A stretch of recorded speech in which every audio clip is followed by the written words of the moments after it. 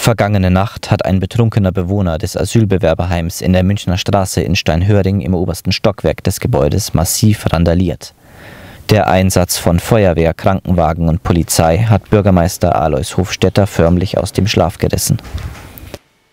Also ich habe um 12:30 Uhr die Sirene gehört und ja, 10 Minuten, Viertelstunde später hat die Feuerwehr schon angerufen und hat mir mitgeteilt, dass ja, im Asylbewerberheim Randale gibt. Wie hat sich die Situation vor Ort dann dargestellt für Sie? Da war bereits Polizei vor Ort, da waren die Feuerwehren vor Ort.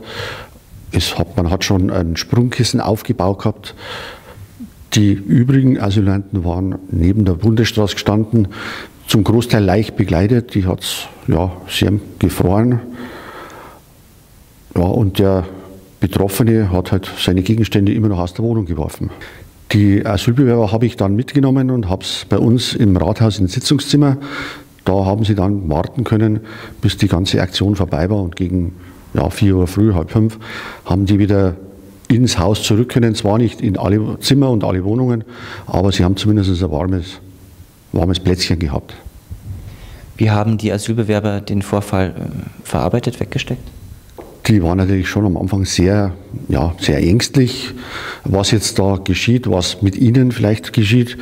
Haben sie wahrscheinlich auch nicht so oft gehabt, wie wir auch. Aber danach, wenn sie wieder zurückkommen haben können, waren sehr erleichtert und froh, dass sie wieder in dem Haus sein konnten.